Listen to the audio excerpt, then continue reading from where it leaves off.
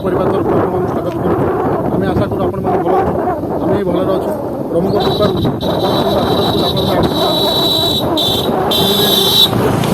ଜାଗା ଦେଖାଉ।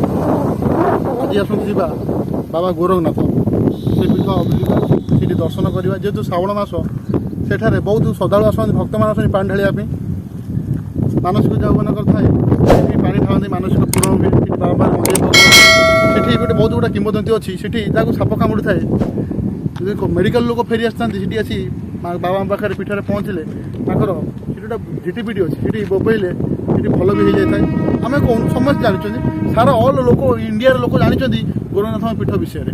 ସେଠି ଆଜି ଯିବା, ବାବାଙ୍କୁ ଦର୍ଶନ କରିବା। ଯେହେତୁ ଏଇଟା ଶ୍ରାବଣ ମାସ, ମୁଁ ବାବାଙ୍କ ପାଖକୁ ବହୁତ ବାବାଙ୍କୁ ଭଲ ପାଏ, ମୁଁ ବି ନିଜେ ପାଣି ଭାର ନିଏ।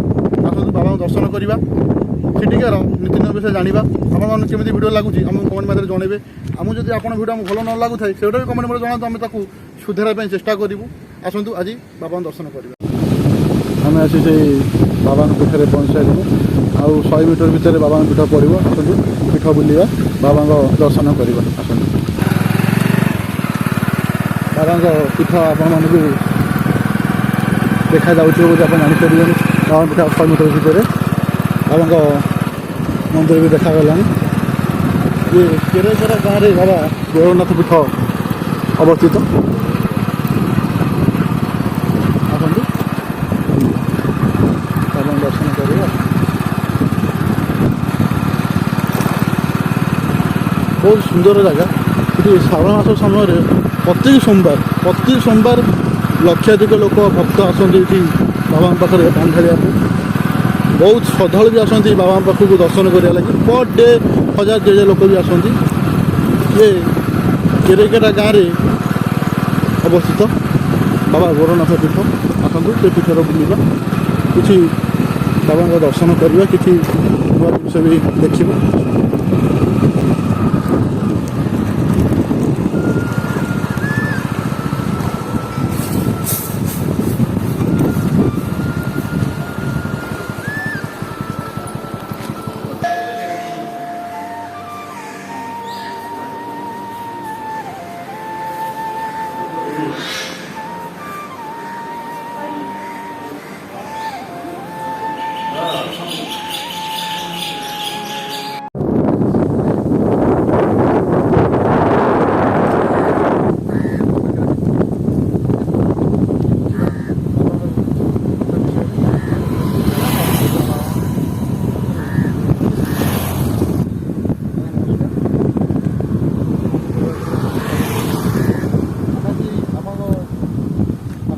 ବାବାଙ୍କ ପୀଠକୁ ବହୁତ ଥର ଭାବିଛୁ। ଆଜି ବାବାଙ୍କ ଡୋରି ଲାଗିଲା। ଶ୍ରାବଣ ମାସ, ମୁଁ ବି ବାବାଙ୍କ ଆଜି ଭକ୍ତ, ମୁଁ ବି ପାଣି ବାବାଙ୍କ ପାଖକୁ ଢାଳେ। ଏ ପୀଠ ଗୋରଖନାଥ ପୀଠ ସମସ୍ତେ ଜାଣିଛନ୍ତି, ଅଲ୍ ଓଡ଼ିଶା ଲୋକ ଜାଣିଛନ୍ତି। ଏ ପୀଠର ବହୁତ ନାଁ ବାବା ଗୋବରଖାତରୁ ଜନ୍ମ, ମୁଁ ବି ଶୁଣିଛି, ମୁଁ ବି ଜାଣିଛି। ସେ ପୀଠ ବିଷୟରେ ଆପଣ କିଛି ମହାତ୍ମା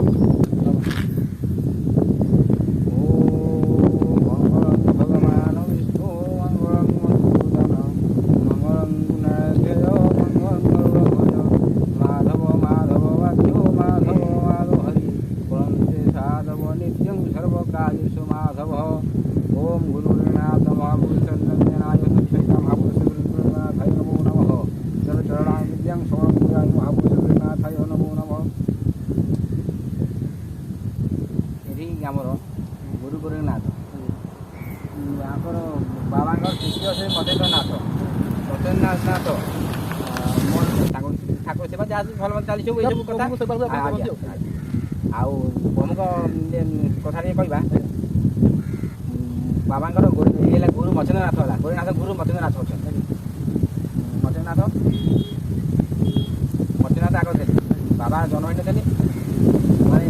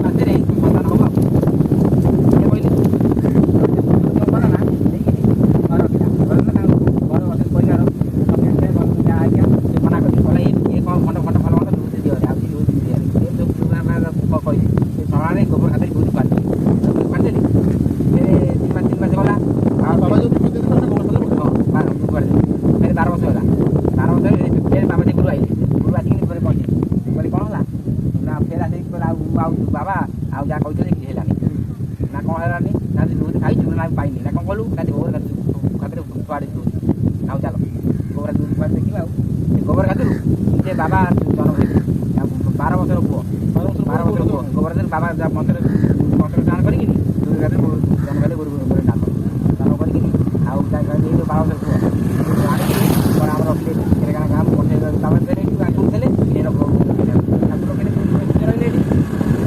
ଚାଲିଲା ଅବିନା ବି ଯାଉଥିଲା ଯାହା ଚାଲିକି ତାର ଦଶୁଆ ଯାହାକୁ ଭଲ ଆମେ ଶୁଣିଛୁ ଯାହାକୁ ସାପ କାମୁଡ଼ିଲେ ଠିକ୍ ଅଛି ଆସିକି କଟକ ମେଡ଼ିକାଲକୁ ଫେରି ଯାଇଥାନ୍ତି ଯଦି ବାବାଙ୍କର ଡରିକି ଭଲ ଆଶୀର୍ବାଦ ଥାଏ ସେ ଲୋକର ସେ ଭଲ କର୍ମ କରିଥିବ ଯେ ଜାଗାରେ ପହଞ୍ଚିଥିବ ଯଦି ସାପ ଯଦି ବଡ଼ ଯଦି କାମୁଡ଼ିଥିବ ଯେତେ ପିଟି କାଳେ ବୋବାଏ 3 ପ୍ରକାର ବୋବେଲେ ଲୋକ ଯେଉଁ କାମୁଡ଼ିଥାଏ ସେ କାଳେ ଭଲ ହେଇଥାଏ ଯନ୍ତ୍ରାଘାତ ହେଲେ 3 ଥର ମାନେ ବିଷ ହରଣ ହେଇଛି ଯାହାର କର୍ମ ଭଲ ଥିବ ଆଉ ସେ ଜିଡ଼ିପିଡ଼ି କ'ଣ ବିରାଟ ବଡ଼ ଜିଡ଼ିପିଡ଼ି ଏଇ ସାଇ ଜିଡ଼ିପିଡ଼ି ତାକୁ କିଏ ଆଜି କ'ଣ ଦେଖିନାହାନ୍ତି ହଁ ଯେ ପୂଜାରୀ ଦେଖୁଛନ୍ତି ଆଉ ଯାହା ବାକି ଯାହାର ମନରେ ଭକ୍ତି ଥିବ ସେ ବାବାଙ୍କ ଦର୍ଶନ କରିବ ଆଉ କେହି ହାର ବାଲି ଯାଇନାହାନ୍ତି ଆଉ ମାନସିକ ଧରିକି ବାହାଘର ହଉ ସନ୍ତାନ ହଉ ଯେଟା ଯାହା ମାନସିକ ପୂରଣ ବାବାଙ୍କ ଘିଅ ବନ୍ଧି ଏଇ ଘିଅ ପୁଣା ଦେଲେ ସବୁ ଆମର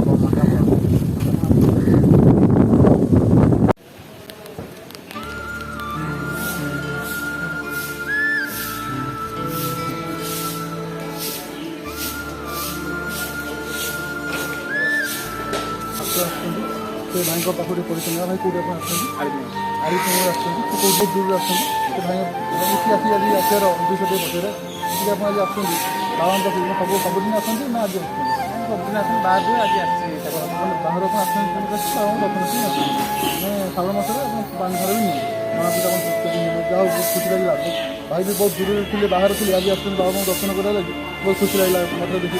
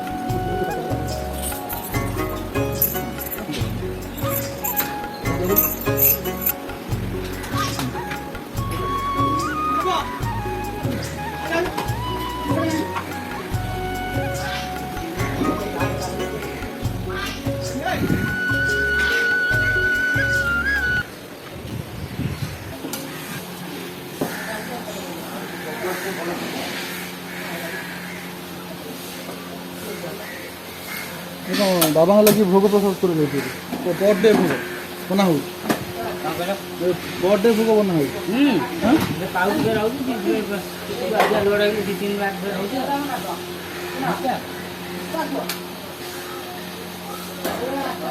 ମାନେ ଭିତରେ ହିଁ ଭୋଗ ପୂଜା ହେବ ପଦାର ଅଛି ଝିଅରେ